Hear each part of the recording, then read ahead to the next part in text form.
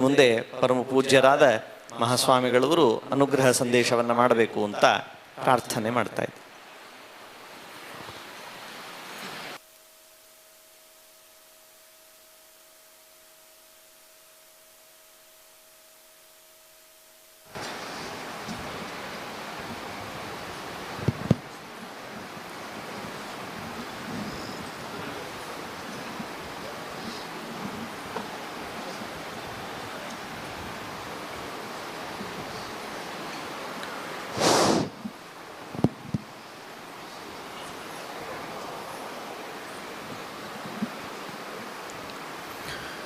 ಶ್ರೀ ಗುರುಭ್ಯೋ ನಮಃ. ಹರಿ ಓಂ.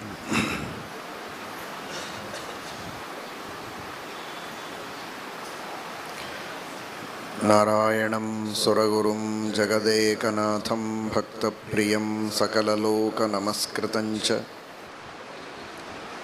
ತ್ರೈಗುಣ್ಯವರ್ಜಿತಮಜಂ ವಿಭುಮಾದ್ಯಮೀಶಂ ವಂದೇ ಭವಘ್ನಮರಾಸುರಸಿದ್ಧವಂದ್ಯಂ. ನಾರಾಯಣಂ ನಮಸ್ಕೃತ್ಯ ನರಂ ಚೈವ ನರೋತ್ತಮಂ ದೇವೀಂ ಸರಸ್ವತೀಂ ವ್ಯಾಸಂ ತತೋ ಜಯಮುದೀರಯೇತ್.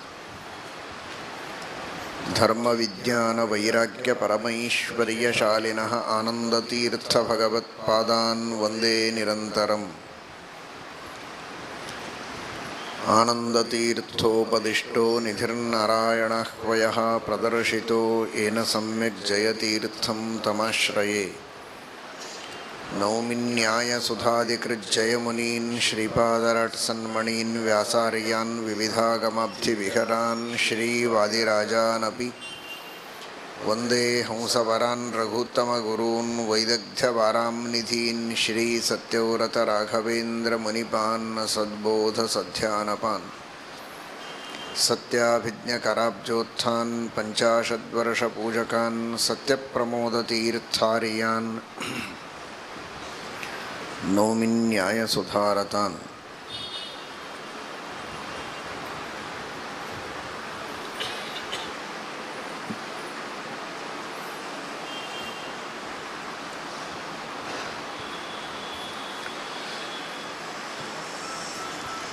ವೇದವ್ಯಾಸದೇವರು ಶ್ರೀಮನ್ ಮಹಾಭಾರತದ ರಚನೆಯನ್ನು ಮಾಡಿ ಸಾಧಕರಾದ ಸಜ್ಜನರಿಗೆ ಅನಂತ ಉಪಕಾರಗಳನ್ನು ಮಾಡಿದ್ದಾರೆ.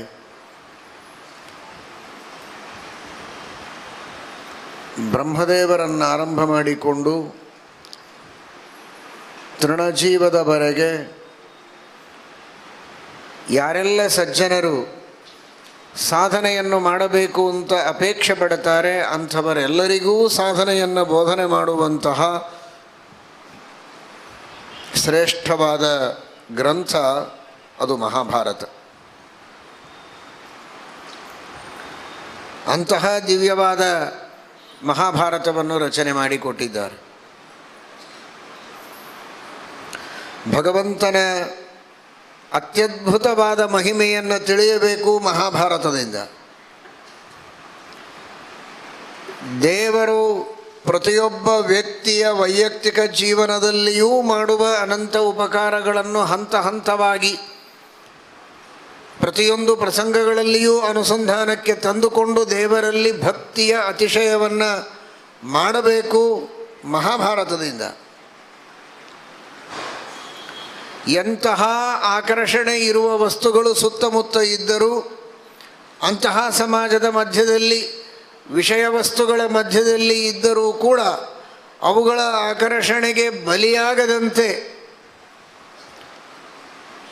ವೈರಾಗ್ಯದಿಂದ ಜೀವನವನ್ನು ನಡೆಸಬೇಕು ಅಂದರೆ ಮಹಾಭಾರತದಿಂದ. ಭಾರತಾನ್ನ ವಿರಾಗಾಯ ಭಾರತಾನ್ನ ವಿಮುಕ್ತಯೇ.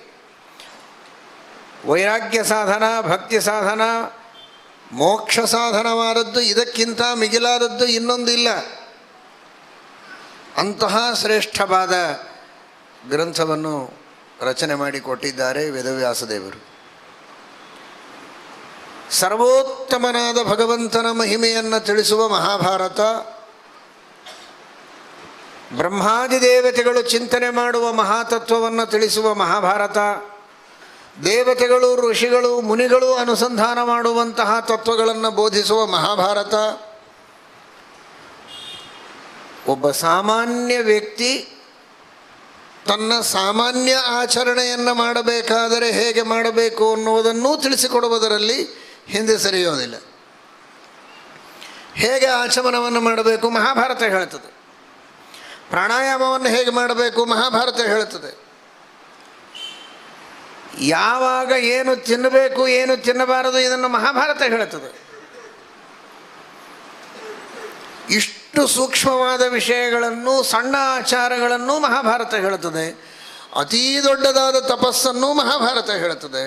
ತಪಸ್ಸಿನ ಮಹಿಮೆಯನ್ನು ಹೇಳುತ್ತದೆ, ತಪಸ್ಸಿನ ವಿಧಾನವನ್ನು ಹೇಳುತ್ತದೆ, ತಪಸ್ವಿಗಳ ಮಹಿಮೆಯನ್ನು ಹೇಳುತ್ತದೆ, ಅವರ ಸೇವೆಯಿಂದ ಆದ ಫಲವನ್ನು ಹೇಳುತ್ತದೆ. ಮಹಾಭಾರತ ಹೇಳದೇ ಇದ್ದದ್ದು ಏನಿದೆ ಎನ್ನುವ ಪ್ರಶ್ನೆ ಏನೂ ಇಲ್ಲ ಅನ್ನೋದು ಉತ್ತರ.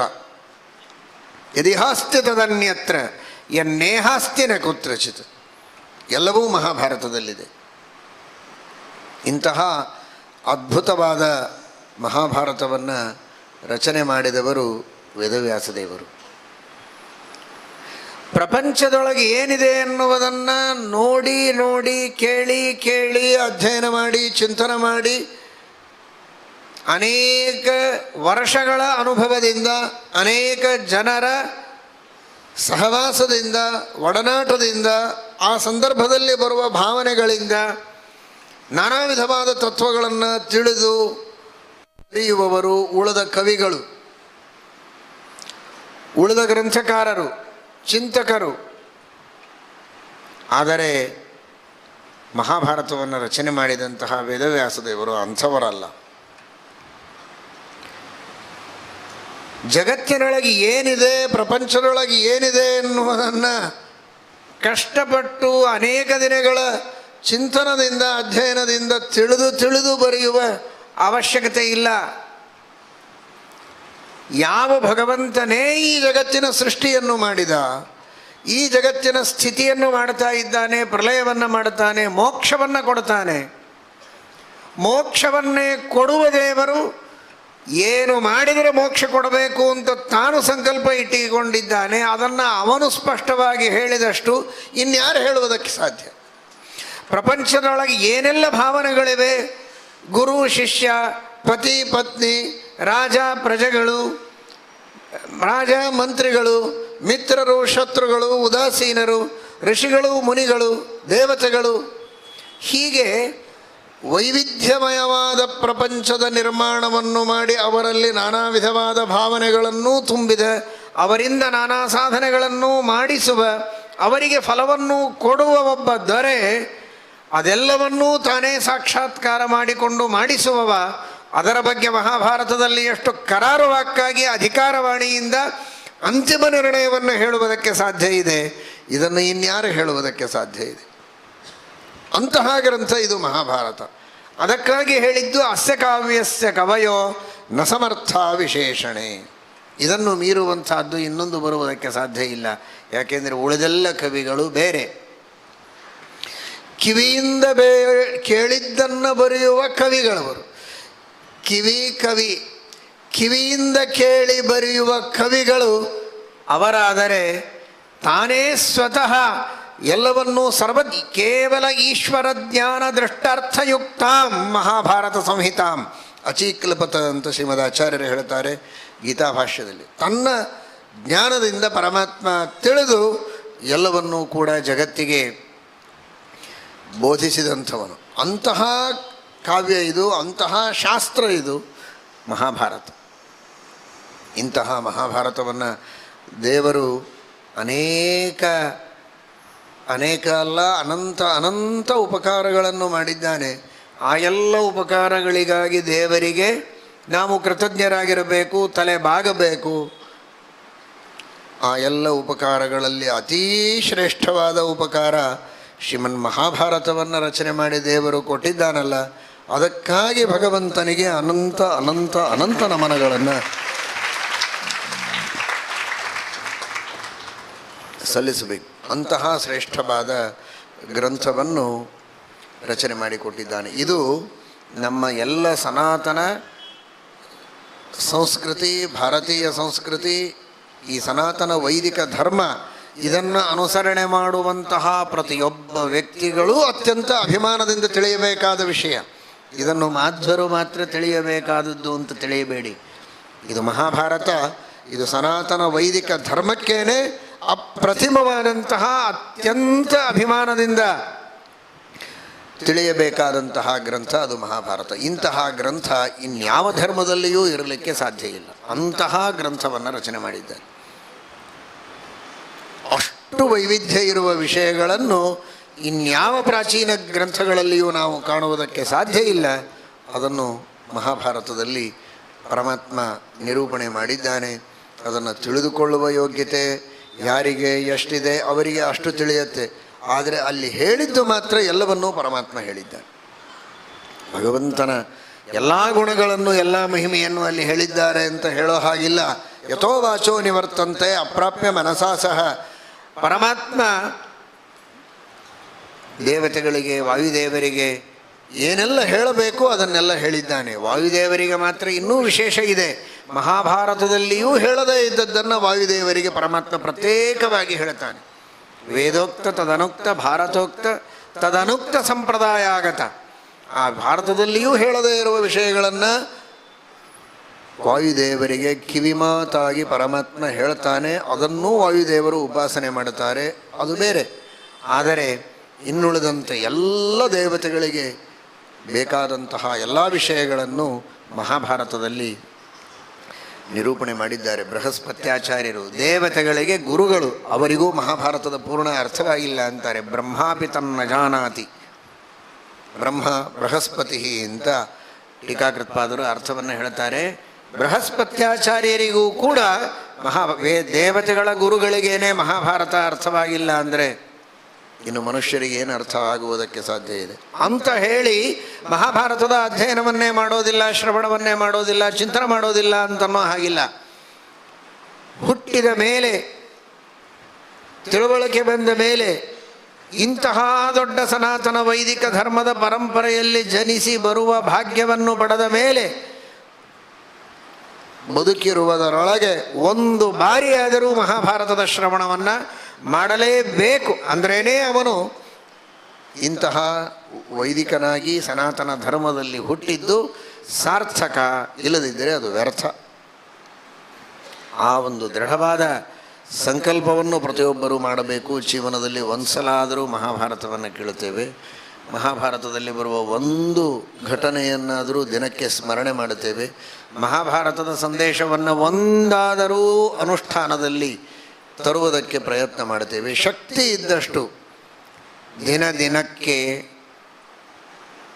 ವಾರ ವಾರಗಳಿಗೆ, ಪಕ್ಷ ಪಕ್ಷಗಳಿಗೆ, ಮಾಸ ಮಾಸಗಳಿಗೆ, ಸಂವತ್ಸರಗಳು ಕಳೆದಂತೆ ಒಂದೊಂದು ಹೆಜ್ಜೆಯನ್ನಾದರೂ ಮುಂದೆ ಇಡುತ್ತಾ ನಾವು ಮಹಾಭಾರತದ ದಾರಿಯಲ್ಲಿ ನಡೀತೇವೆ.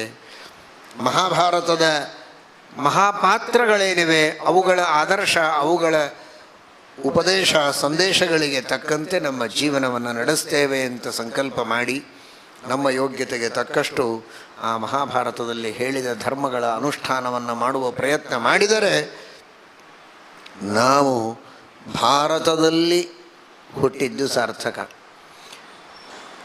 ಋಷಭನಾಮಕ ಪರಮಾತ್ಮನ ಪುತ್ರ ಭರತ, ಆ ಭರತನ ಹೆಸರಿನಲ್ಲಿ ಈ ದೇಶವನ್ನು ಮಾಡಿದ ಭಾರತ ಅಂತ ಭಾಗವತ ಹೇಳುತ್ತದೆ.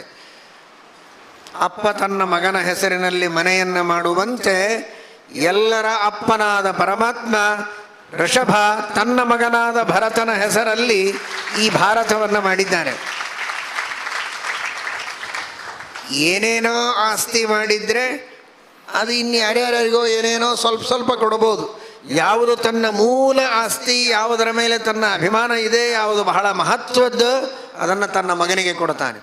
ಸಾಕಷ್ಟು ಭೂಭಾಗಗಳಿದ್ದರೂ ಕೂಡ ಈ ಕರ್ಮಭೂಮಿಯಾದ ದೇಶವನ್ನೇ ತನ್ನ ಮಗನ ಹೆಸರಿನಲ್ಲಿ ಮಾಡಿ ಅದನ್ನು ಭಾರತ ಎಂಬುದಾಗಿ ಭಗವಂತ ಹೇಳಿತು. ಒಂದು ಶಬ್ದಕ್ಕೆ ಒಂದು ರೀತಿಯ ಸಾರ್ಥಕ್ಯವನ್ನು ತಿಳಿದರೆ ಇನ್ನೊಂದು ರೀತಿಯ ಸಾರ್ಥಕ್ಯವನ್ನು ತಿಳಿಯಬಾರದು ಅಂತಲ್ಲ. ಇದು ಒಂದು ದೃಷ್ಟಿಯಲ್ಲಿ ಭಾರತ ದೇಶ. ಆದರೆ ಮಹಾಭಾರತದಂತಹ ಶ್ರೇಷ್ಠ ಗ್ರಂಥವನ್ನು ಪಡೆದದ್ದಕ್ಕೆ ಈ ದೇಶ ಭಾರತ ದೇಶ. ಇದು ಯಾವ ದೇಶ? ಮಹಾಭಾರತ ಎಲ್ಲಿ ಅವತಾರ ಮಾಡಿತೋ ಅಂತಹ ದೇಶ ಅನ್ನೋದಕ್ಕಾಗಿ ಇದಕ್ಕೆ ಭಾರತ ದೇಶ ಅಂತ.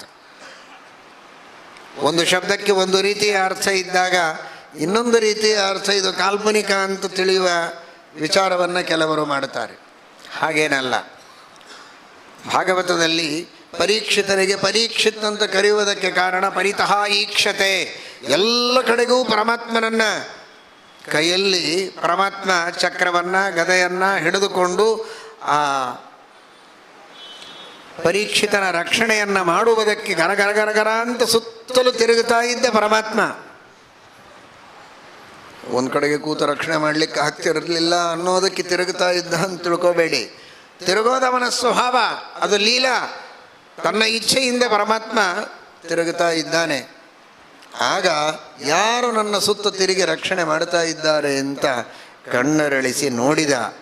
ಅವನು ಮಹಾಜ್ಞಾನಿ, ಅಪರೋಕ್ಷ ಜ್ಞಾನಿ, ಚರ್ಮ ಶರೀರದಲ್ಲಿದ್ದಾನೆ ಅನ್ನುವುದಕ್ಕಾಗಿ ಆ ನೋಡುವ ಭಾಗ್ಯ ಅವನಿಗೆ ಸಿಕ್ತು, ಪರೀಕ್ಷಿತ್ ಆದ.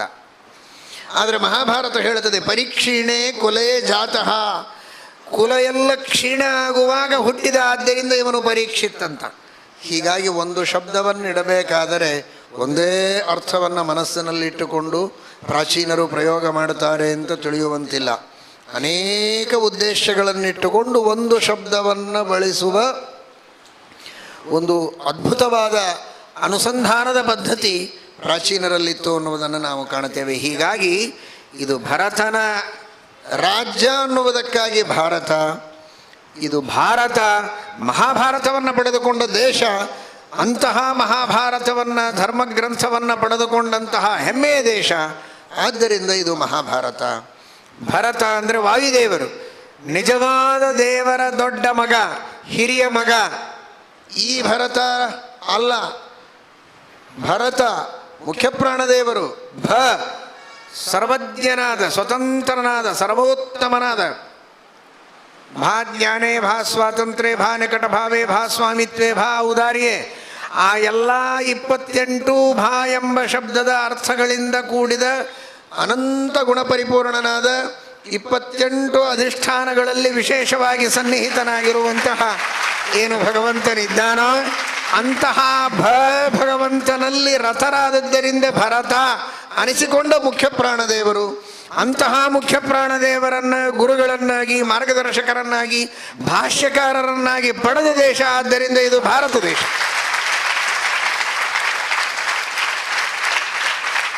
ಇಂತಹ ಈ ಭಾರತ ದೇಶದಲ್ಲಿ ಹುಟ್ಟಿದಂತಹ ವ್ಯಕ್ತಿ ಆ ಮಹಾಭಾರತವನ್ನು ಓದೋದಿಲ್ಲ, ಅದಕ್ಕೆ ಶ್ರೀಮದಾಚಾರ್ಯರು ವ್ಯಾಖ್ಯಾನ ಮಾಡಿದ ಮಹಾಭಾರತ ತಾತ್ಪರ್ಯ ನಿರ್ಣಯವನ್ನು ಅಧ್ಯಯನ ಮಾಡೋದಿಲ್ಲ ಅಂದರೆ ಬದುಕಿ ಏನು ಸಾರ್ಥಕ? ಬದುಕಿ ಏನು ಸಾರ್ಥಕ? ಜನ್ಮ ವ್ಯರ್ಥವಾಗುತ್ತೆ. ಆ ರೀತಿ ಮಾಡಿಕೊಳ್ಳದಂತೆ ಮಹಾಭಾರತದ ಅಧ್ಯಯನವನ್ನು ಮಾಡಬೇಕು, ಮಹಾಭಾರತದ ಶ್ರವಣವನ್ನು ಮಾಡಬೇಕು. ಅದನ್ನು ಅನುಷ್ಠಾನದಲ್ಲಿ ತರುವಂತಹ ಪ್ರಯತ್ನವನ್ನು ಯಥಾಶಕ್ತಿಯಾಗಿ ನಾವೆಲ್ಲ ಮಾಡಬೇಕು. ಮಹಾಭಾರತದ ಒಂದು ಮಾತನ್ನು ಕೇಳುತ್ತೇವೆ, ಅಂತೇಷು ರೇಮಿರೇ ಧೀರಾಹ ನತೆ ಮಧ್ಯೇಷು ರೇಮಿರೆ ಅಂತಃಪ್ರಾಪ್ತಿಂ ಸುಖಂ ಪ್ರಾಹು ದುಃಖಂ ಅಂತರಮಂತಯೋ.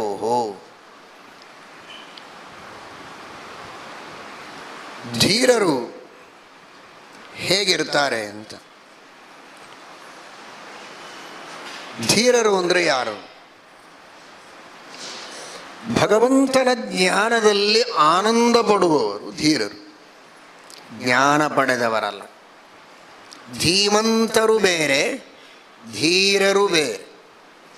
ಜ್ಞಾನ ಪಡೆಯೋದು ಬೇರೆ, ಜ್ಞಾನದಿಂದ ಆನಂದ ಪಡೆಯೋದು ಬೇರೆ. ಇದಕ್ಕೆ ಛಾಂದೋಗ್ಯ ಭಾಷ್ಯದಲ್ಲಿ ಪ್ರತ್ಯೇಕವಾದ ಸ್ಥಾನವನ್ನು ಶ್ರೀಮದಾಚಾರ್ಯರು ಕೊಟ್ಟಿದ್ದಾರೆ. ಅದು ಬಹಳ ಮಹತ್ವದ್ದು. ಜ್ಞಾನದಲ್ಲಿ ಆನಂದ ಪಡೋದು. ದೇವರು ದೊಡ್ಡವ, ದೇವರು ದೊಡ್ಡವ ಇದ್ದಾನೆ. ವಾಯುದೇವರು ಜೀವೋತ್ತರು, ವಾಯುದೇವರು ಜೀವೋತ್ತರು ಗೊತ್ತಿದೆ. ಈ ರೀತಿ ಜ್ಞಾನವನ್ನು ಪಡೆದರೆ ಅದು ಜ್ಞಾನ ಅಲ್ಲ. ಅದು ಇದೀಗ ಕೇಳಿದರೆ ದೇವತೆಗಳ ಬಗ್ಗೆ ಹೇಳ್ತಾ ಇರುವಾಗ ಕೃಷ್ಣ ಅಂತ ಕೇಳಿದರೆ ಸಾಕು, ಮೈ ಮರೆತು ಬಿಡಬೇಕು. ಆ ದೇವರು ಮಾಡುವಂತಹ ಉಪಕಾರಗಳ ಸ್ಮರಣೆಗೆ ಬರಬೇಕು. ಬಾಹ್ಯ ಪ್ರಪಂಚದ ಅರಿವೇ ಇಲ್ಲದ ಸ್ಥಿತಿಗೆ ಹೋಗಬೇಕು. ಎಲ್ಲರೂ ಅಸಂಪ್ರಜ್ಞಾತ ಸಮಾಧಿಯನ್ನು ಹೊಂದೋದಕ್ಕೆ ಸಾಧ್ಯ ಇಲ್ಲ, ಅಪರೋಕ್ಷ ಜ್ಞಾನ ಆಗಬೇಕು. ಆ ಮಟ್ಟ ಬೇಡ.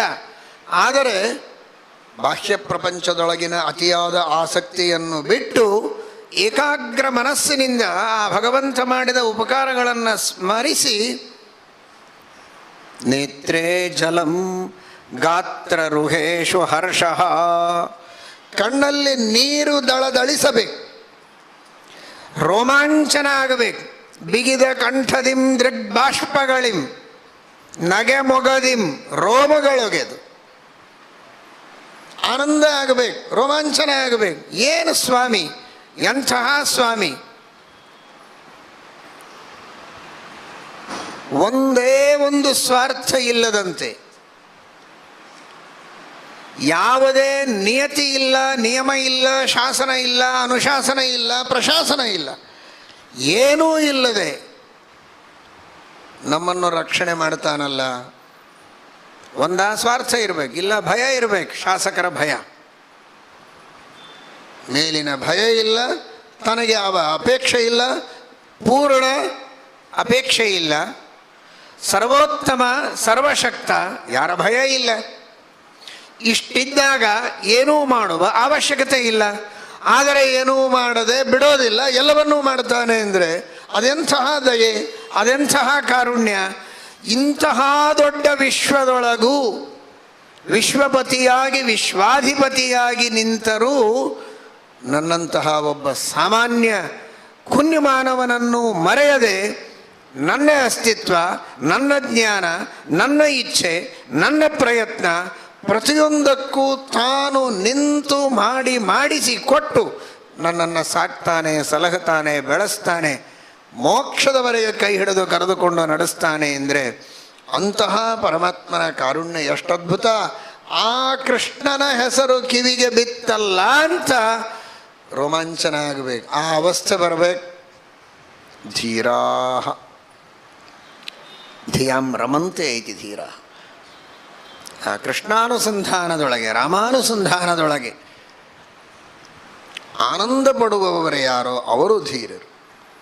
ಅಂತೇಷು ರೇಮಿರೇ ಧೀರಾಹ, ಅಂತಹ ಧೀರರು ಅಂತ ಯಾರಿದ್ದಾರೆ ಅವರಿಗೆ ಈ ಪುರುಷಾರ್ಥಗಳಲ್ಲಿ ಏನು ಮಧ್ಯದ ಪುರುಷಾರ್ಥಗಳು ಅಂತಿದೆ, ಧರ್ಮ, ಅರ್ಥ, ಕಾಮ, ಮೋಕ್ಷ, ಅವರಿಗೆ ಮಧ್ಯದಲ್ಲಿದ್ದದ್ದು ಕಾಣೋದೇ ಇಲ್ಲ. ಅವರಿಗೆ ಅರ್ಥ, ಕಾಮ ಇವುಗಳ ಬಗ್ಗೆ ಅವರಿಗೆ ಆಸಕ್ತಿ ಇಲ್ಲ.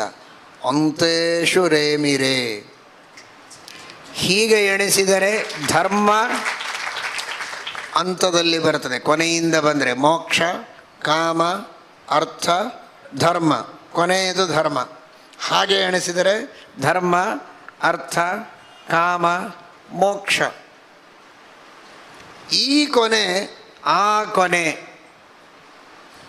ಇವುಗಳೆರಡನ್ನೇ ಆಶ್ರಯಿಸಿ ಅವುಗಳಲ್ಲಿಯೇ ಆಸಕ್ತರಾಗಿ ಅವುಗಳ ಸಾಧನೆಯನ್ನೇ ಮಾಡುತ್ತಾ ಇದ್ದ ಮಹಾನುಭಾವರು ಧೀರರು. ನತೆ ಮಧ್ಯೇಶು ರೇಮಿರೆ, ಅರ್ಥಕಾಮಗಳಲ್ಲಿ ಅವರಿಗೆ ಆಸಕ್ತಿ ಇರೋದಿಲ್ಲ. ಅರ್ಥ ಬೇಡ, ಕಾಮ ಬೇಡ. ಇದರ ತಾತ್ಪರ್ಯವನ್ನು ತಿಳಿಯಬೇಕು.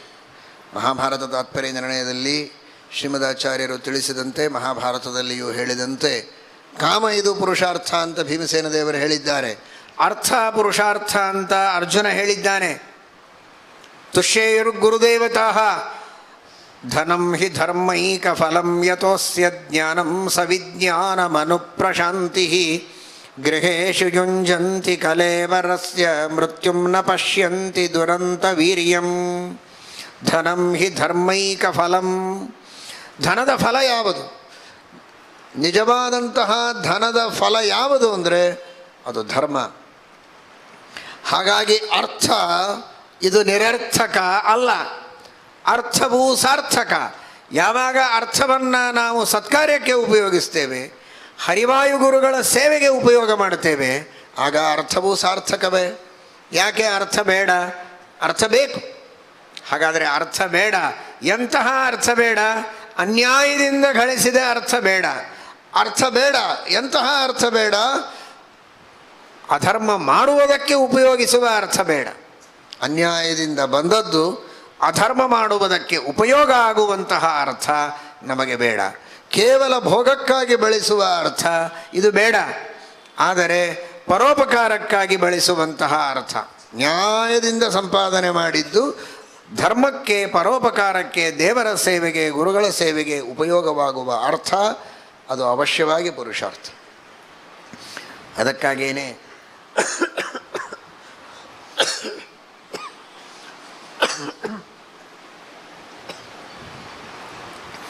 ಅಂತೇಷು ರೇಮಿರೇ ಧೀರಾಹ. ಎಲ್ಲರೂ ಚಪ್ಪಾಳೆ ತಟ್ಟಿದ್ರಿ. ಚಪ್ಪಾಳೆ ತಟ್ಟಿದ್ರಿ ಅಂತ ಹೇಳದೆ ಸುಮ್ಮನೆ ಕೂಡಲಿಕ್ಕಾಗೋದಿಲ್ಲ. ಚಪ್ಪಾಳೆ ತಟ್ಟಿನ ಏಮೇನ ಚಪ್ಪಾಲಿ ಕದ. ಅಂತೇಷು ಅಂತ ಬಹುವಚನ ಪ್ರಯೋಗ ಹೇಗೆ? ಎರಡೇ ಇದೆ ಅಲ್ಲ. ಹೀಗೆ ಎಣಿಸಿದರೆ ಧರ್ಮ, ಹಾಗೆ ಎಣಿಸಿದರೆ ಮೋಕ್ಷ, ಎರಡಾಯಿತು. ಅಂತಯೋಹೋ. ಅಂತೇಷು ಹೇಗೆ? ಅಂತೇಷು ರೇಮಿರೇ ಧೀರಾಹ ನತೇ ಮಧ್ಯೇಷು ರೇಮಿರೇ. ಅದರ ಅರ್ಥವೇ ಮಹಾಭಾರತ ತಾತ್ಪರ್ಯ ನಿರ್ಣಯದಲ್ಲಿ ಹೇಳಿದ್ದನ್ನು ನಾವು ತಿಳಿಯಬೇಕು. ಹೀಗೆ ಎಣಿಸಿದರೆ ಅಂತ ಧರ್ಮ, ಹಾಗೆ ಎಣಿಸಿದರೆ ಮೋಕ್ಷ, ಇವು ಎರಡಾಯಿತು. ಈ ಅಂತಗಳಿಗೆ ಸಾಧನವಾದ ಅರ್ಥ ಕಾಮ ಆಗಿದ್ದರೆ ಅದೂ ಒಂದರ್ಥದಲ್ಲಿ ಅಂತವೇ. ಯಾಕೆ? ಧನಂ ಹಿ ಧರ್ಮೈಕ ಫಲಂ. ಧರ್ಮ ಎಂಬ ಅಂತಕ್ಕೆ ಸಾಧನವಾದ ಮಧ್ಯ, ಅದನ್ನು ಅಂತ ಅನ್ನುವ ಲೆಕ್ಕದಲ್ಲಿ ತಗೊಳ್ತೇವೆ. ಧರ್ಮದ ಸಂಪರ್ಕ ಇಲ್ಲದ, ಮೋಕ್ಷದ ಸಂಬಂಧ ಇಲ್ಲದ ಕೇವಲ ನಡುವಣ ಅರ್ಥಕಾಮಗಳಾದರೆ ಅದು ಮಧ್ಯ. ಧರ್ಮದ ಸಂಪರ್ಕವನ್ನು ಪಡೆದರೆ, ಅಂತದ ಜೊತೆಗೆ ಸೇರಿದರೆ ಅದು ಅಂತ. ಅಂತ ತದಾಗಮಃ ತದ್ಗುಣೀಭೂತಃ ತದ್ಗ್ರಹಣೇನ ಗೃಹ್ಯಂತೆ.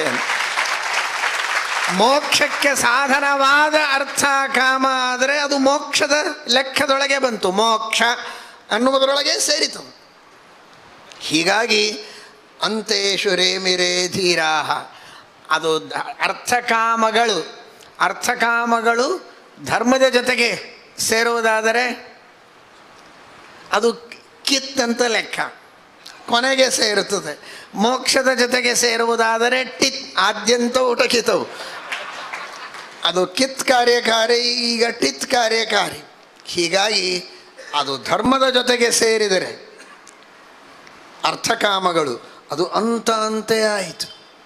ಅದು ಕಿತ್ ಕಾರ್ಯಕಾರಿ ಅಂಥೇಳೇನೆ ನಮ್ಮ ಅಂತಹ ಅರ್ಥಕಾಮಗಳೇನಿವೆ ಅವು ನಮ್ಮ ಮನಸ್ಸಿನೊಳಗಿರುವ ಎಲ್ಲ ಕಲ್ಮಶಗಳನ್ನು ಕಿತ್ತಿ ಹಾಕ್ತವೆ.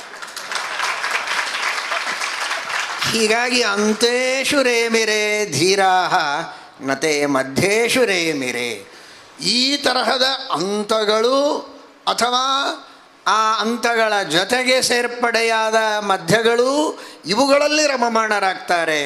ಅಂತಗಳ ಸಂಪರ್ಕ ಇಲ್ಲದ ಕೇವಲ ಮಧ್ಯ, ಕೇವಲ ಅರ್ಥ, ಕೇವಲ ಕಾಮ, ಏನೂ ಧರ್ಮ ಇಲ್ಲ. ತಾನು ತಿನ್ನಬೇಕು, ತನ್ನವರು ತಿನ್ನಬೇಕು, ಸುಖವಾಗಿರಬೇಕು, ಸಾಯಬೇಕು, ಇಷ್ಟೇ ಕೆಲಸ ಜೀವನದೊಳಗೆ. ಅನೇಕ ಯಾರೋ ಇವತ್ತೇ ಹೇಳ್ತಾ ಇದ್ದರು, ಹಾಗೆ ಬೇಕಾದಷ್ಟು ಸಂಪತ್ತು, ಬೇಕಾದಷ್ಟು ಹಣ ಇದೆ, ಭೂಮಿ ಇದೆ, ಬಳ್ಳಿ ಇದೆ, ಬಂಗಾರ ಇದೆ, ಆದರೆ ಸಜ್ಜನರ ಹಿತಕ್ಕಾಗಿ, ಪರೋಪಕಾರಕ್ಕಾಗಿ ಅದನ್ನು ಉಪಯೋಗಿಸದೆ ಕೇವಲ ಸ್ವಾರ್ಥಕ್ಕಾಗಿ ಉಪಯೋಗಿಸ್ತಾ ಇದ್ದರೆ ಅದು ನಿಂದ್ಯವಾದದ್ದು. ಅದನ್ನು ಸಜ್ಜನರು ಎಂದೂ ಮಾಡೋದಿಲ್ಲ.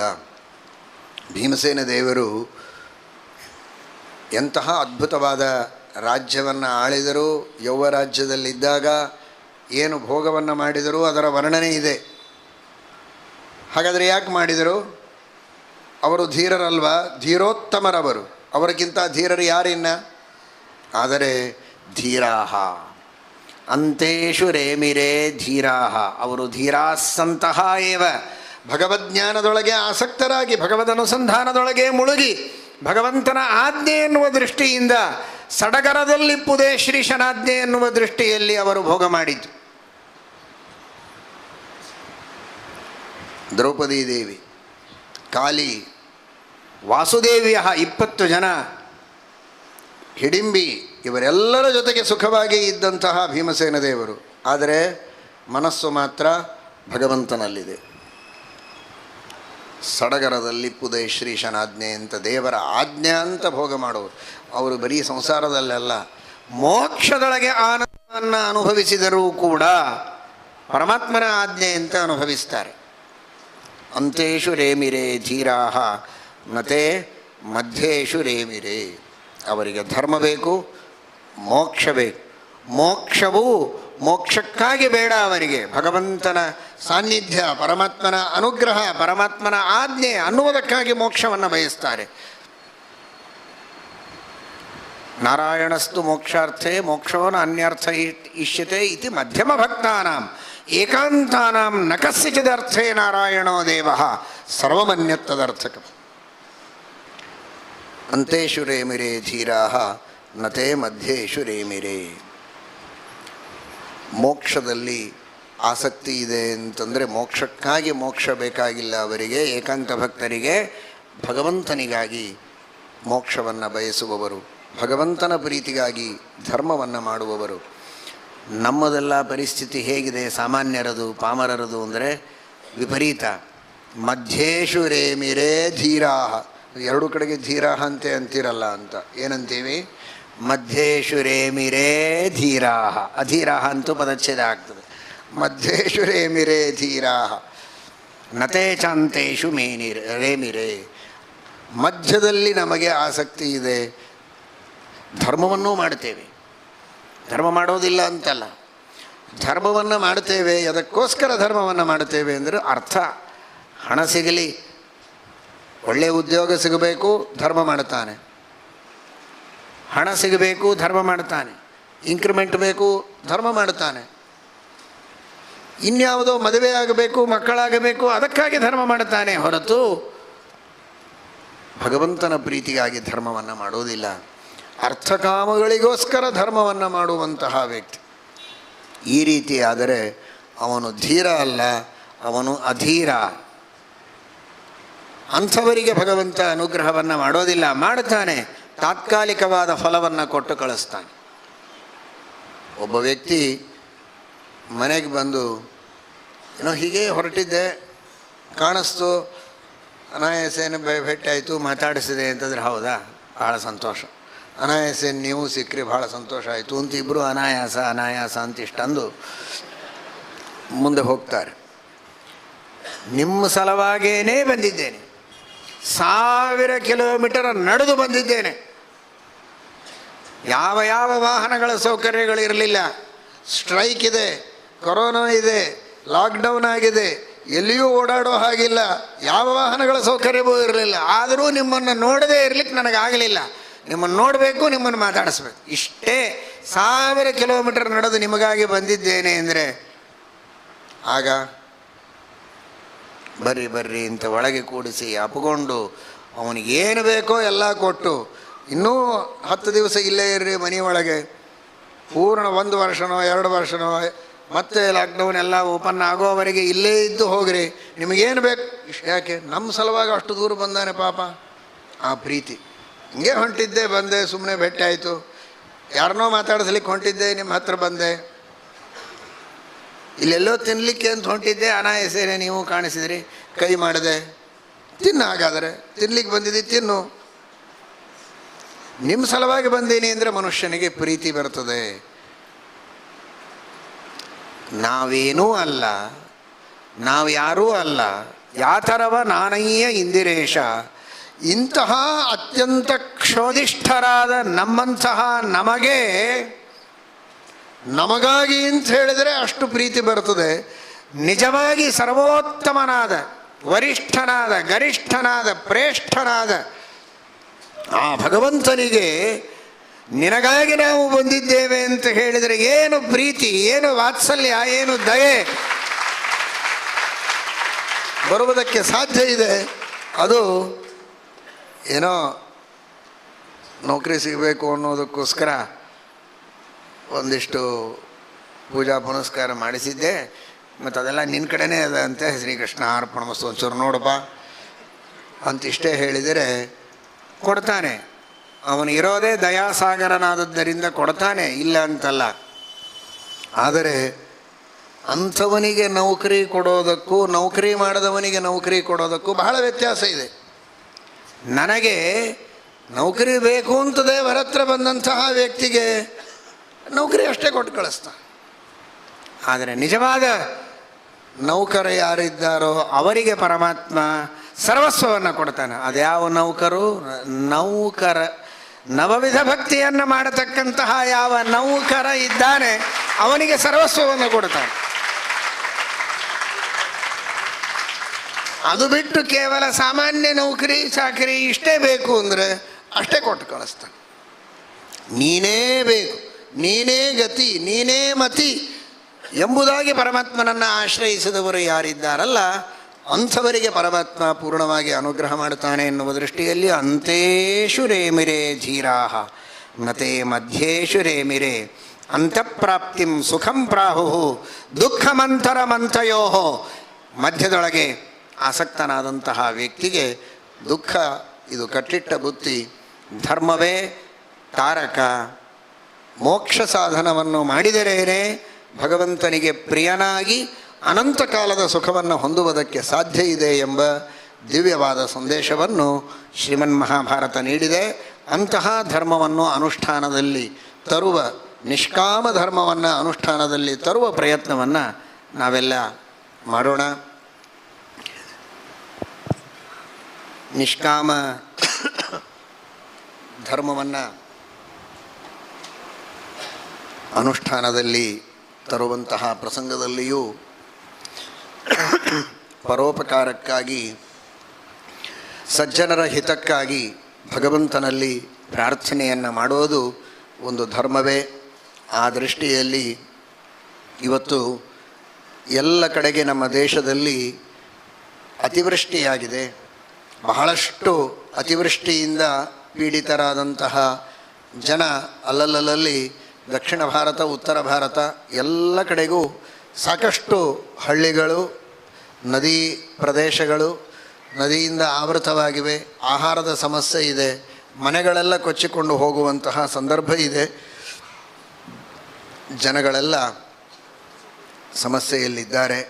ಆ ಎಲ್ಲ ಸಜ್ಜನರಿಗೆ ದೇವರು ಅನುಗ್ರಹವನ್ನು ಮಾಡಲಿ. ಅತಿವೃಷ್ಟಿ ಅನಾವೃಷ್ಟಿ ಇದೆ ಎನ್ನುವ ಭಯ ಇತ್ತು, ಅದು ಹೋಗಿದೆ ಎನ್ನುವುದರೊಳಗೆ ಅತಿವೃಷ್ಟಿಯ ಭಯ ಪ್ರಾರಂಭ ಆಗಿದೆ. ಎಷ್ಟು ಬೇಕೋ ಅಷ್ಟು ಹಿತವಾದ ವೃಷ್ಟಿಯಾಗಿ ಎಲ್ಲರೂ ಸುಖವಾಗಿ ಸಾಧನೆಯನ್ನು ಮಾಡಲಿ, ಧರ್ಮವನ್ನು ಮಾಡಲಿ, ನಿರಾತಂಕವಾಗಿ ನಿರ್ವಿಘ್ನವಾಗಿ ದೇವರ ಸೇವೆಯನ್ನು ಮಾಡುವಂತೆ ಆಗಲಿ ಎಂಬ ದೃಷ್ಟಿಯಲ್ಲಿ ಎಲ್ಲ ಭಕ್ತರು ಕೂಡ ಶ್ರೀಕೃಷ್ಣ ಪರಮಾತ್ಮನ ಸ್ಮರಣೆಯನ್ನು ವಿಶೇಷವಾಗಿ ಮಾಡಿ, ಗೋವರ್ಧನ ಪರ್ವತವನ್ನು ಎತ್ತಿ ಎಲ್ಲ ಗೋವುಗಳನ್ನು, ಗೋಪಾಲಕರನ್ನು ಮಳೆಯಿಂದ ರಕ್ಷಣೆ ಮಾಡಿದಂತಹ ಸ್ವಾಮಿ ಶ್ರೀಕೃಷ್ಣ ಪರಮಾತ್ಮ.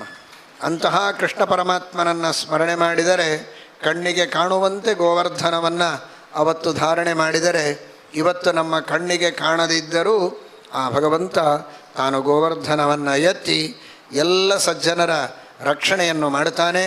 ಆ ದೃಷ್ಟಿಯಲ್ಲಿ ಭಗವದ್ಭಕ್ತರೆಲ್ಲ ಶ್ರೀಕೃಷ್ಣಾಯ ನಮಃ ಎಂಬುದಾಗಿ ಸ್ಮರಣೆಯನ್ನು ಮಾಡಿ. ಶ್ರೀಕೃಷ್ಣಾಯ ನಮಃ, ಶ್ರೀಕೃಷ್ಣಾಯ ನಮಃ, ಶ್ರೀಕೃಷ್ಣಾಯ ನಮಃ, ಶ್ರೀಕೃಷ್ಣಾಯ ನಮಃ, ಶ್ರೀಕೃಷ್ಣಾಯ ನಮಃ, ಶ್ರೀಕೃಷ್ಣಾಯ ನಮಃ, ಶ್ರೀಕೃಷ್ಣಾಯ ನಮಃ, ಶ್ರೀಕೃಷ್ಣಾಯ ನಮಃ, ಶ್ರೀಕೃಷ್ಣಾಯ ನಮಃ, ಶ್ರೀಕೃಷ್ಣಾಯ ನಮಃ, ಶ್ರೀಕೃಷ್ಣಾಯ ನಮಃ, ಶ್ರೀಕೃಷ್ಣಾಯ ನಮಃ, ಶ್ರೀಕೃಷ್ಣಾಯ ನಮಃ ಶ್ರೀಕೃಷ್ಣಾಯ ನಮಃ ಶ್ರೀಕೃಷ್ಣಾಯ ನಮಃ ಶ್ರೀಕೃಷ್ಣಾಯ ನಮಃ ಶ್ರೀಕೃಷ್ಣಾಯ ನಮಃ ಶ್ರೀಕೃಷ್ಣಾಯ ನಮಃ ಶ್ರೀಕೃಷ್ಣಾಯ ನಮಃ ಶ್ರೀಕೃಷ್ಣಾಯ ನಮಃ ಶ್ರೀಕೃಷ್ಣಾಯ ನಮಃ ಶ್ರೀಕೃಷ್ಣಾಯ ನಮಃ ಶ್ರೀಕೃಷ್ಣಾಯ ನಮಃ ಶ್ರೀಕೃಷ್ಣಾಯ ನಮಃ ಶ್ರೀಕೃಷ್ಣಾಯ ನಮಃ ಶ್ರೀಕೃಷ್ಣಾಯ ನಮಃ. ಪರಮಾತ್ಮ ತನ್ನಿಧನಂ ಅಂತ ಹೇಳಿದ್ದಾರೆ ಛಂದೋಗ್ಯದಲ್ಲಿ. ಹಾಗೆ ಆ ಎಲ್ಲ ವೃಷ್ಟಿಯನ್ನು ನಿಗ್ರಹ ಮಾಡಿ ಸಂಕರ್ಷಣ ಅದನ್ನು ವಿಶೇಷವಾಗಿ ಭಕ್ತರ ರಕ್ಷಣೆಯನ್ನು ಮಾಡುತ್ತಾನೆ. ಸಂಕರ್ಷಣಾದೇವ ಕೃಷ್ಣ, ಅಂತಹ ಕೃಷ್ಣ ನಿಶ್ಚಿತವಾಗಿಯೂ ಎಲ್ಲರ ರಕ್ಷಣೆಯನ್ನು ಮಾಡುತ್ತಾನೆ. ನೀವು ಮನೆಯಲ್ಲಿಯೂ ಆ ಭಗವಂತನಿಗೆ ವಿಶೇಷವಾಗಿ ಪ್ರಾರ್ಥನೆಯನ್ನು ಮಾಡಿ ಪರಮಾತ್ಮನ ಅನುಗ್ರಹದಿಂದ ಎಲ್ಲರೂ ಸುಖವಾಗಿ ಇರಲಿ. ಹರಯೇ ನಮಃ. ಶ್ರೀಕೃಷ್ಣ ಅರ್ಪಣಮಸ್ತು. ಜೈ ಶ್ರೀರಾಮ್, ಜಯ ಜಯ ಶ್ರೀರಾಮ್. ಪರಮ ಪೂಜ್ಯ ಮಹಾಸ್ವಾಮಿಗಳವರ ಆ ಭಕ್ತಿಗೆ ಮೆಚ್ಚಿ ವರದರಾಜ ತನ್ನ ಪ್ರಸಾದವನ್ನು ನಿರ್ಮಾಲ್ಯವನ್ನು ಉಭಯ ಶ್ರೀಪಾದಂಗಳವರಿಗೆ ಕೊಟ್ಟು ಕಳಿಸಿದ್ದಾನೆ. ಕಂಚಿಯಿಂದ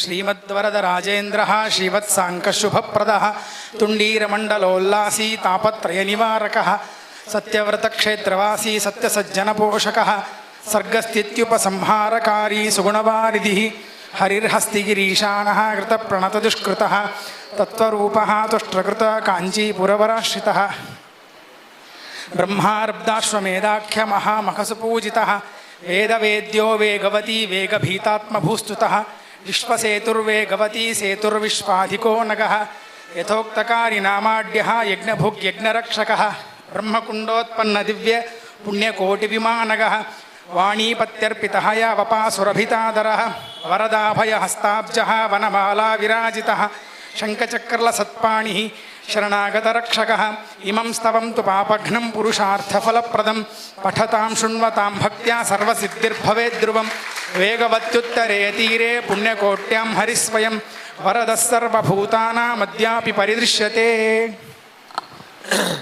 ಮಣ್ಣೂರಿನಿಂದ ಶ್ರೀಮದಾಚಾರ್ಯರ ಸಾಕ್ಷಾತ್ ಶಿಷ್ಯರಾಗಿರ್ತಕ್ಕಂತಹ ಮಾಧವತೀರ್ಥ ಶ್ರೀಪಾದಂಗಳವರ ಶೇಷವಸ್ತ್ರ ಹಾಗೂ ವೇದೇಶತೀರ್ಥ ಶ್ರೀಪಾದಂಗಳವರ ಶೇಷವಸ್ತ್ರ ಮಂತ್ರಾಕ್ಷತೆಯನ್ನು ತಂದು ಪಂಡಿತ ಅನಂತಾಚಾರ್ಯರು ಸಮರ್ಪಣೆ ಮಾಡ್ತಾ ಇದ್ದಾರೆ.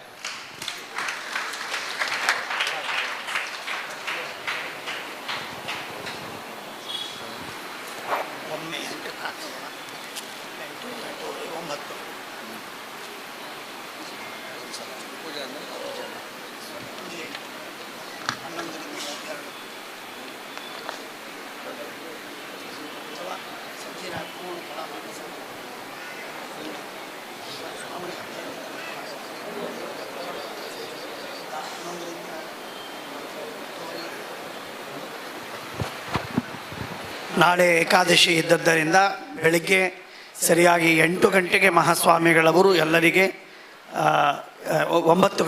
9 ಗಂಟೆಗೆ ಮುದ್ರಾಧಾರಣೆಯನ್ನು ಮಾಡಿಸ್ತಾರೆ ಒಂದು ಬಾರಿ. ಅದರ ತರುವಾಯ ಸರಿಯಾಗಿ 11ರಿಂದ 2ರವರೆಗೆ ಮಹಾಪೂಜೆ ಇರುತ್ತೆ. ಪೂಜೆ ಆದ ಮೇಲೆ ಪುನಃ 2 ಗಂಟೆಗೆ ಮುದ್ರಾಧಾರಣೆ ಇರ್ತದೆ. ಬೆಳಗ್ಗೆ 9 ಗಂಟೆಗೆ ಮುದ್ರಾಧಾರಣೆ, ಮಧ್ಯಾಹ್ನ 2 ಗಂಟೆಗೆ ಮುದ್ರಾಧಾರಣೆ, ದೇವರ ದರ್ಶನ 11ರಿಂದ 2ರವರೆಗೆ. ಸಾಯಂಕಾಲ ಮತ್ತೆ ಯಥಾ ಪ್ರಕಾರ ಪಾಠ ಪ್ರವಚನವಿರ್ತದೆ. ಬೆಳಿಗ್ಗೆ 7 ಗಂಟೆಯಿಂದ 9ರವರೆಗೆ ತತ್ವಪ್ರಕಾಶಿಕಾ ಪಾಠ ಎಂದಿನಂತೆ ನಡೆಯುತ್ತೆ. ಶ್ರೀ ಶ್ರೀ ಶ್ರೀಮದಾನಂದ ತೀರ್ಥ ಭಗವತ್ಪಾದಾಚಾರ್ಯರಿಗೆ, ಶ್ರೀಮತ್ ಟೀಕಾಕೃತ್ಪಾದರಿಗೆ, ಶ್ರೀಮತ್ ಸತ್ಯಧ್ಯಾನ ತೀರ್ಥರಿಗೆ, ಶ್ರೀ ಸತ್ಯಪ್ರಮೋದ ತೀರ್ಥರಿಗೆ, ಶ್ರೀ ಸತ್ಯಾತ್ಮ ತೀರ್ಥರಿಗೆ, ಶ್ರೀ ವೇದವರ್ಧನ ತೀರ್ಥರಿಗೆ, ಮಧ್ವ ಮತಕ್ಕೆ,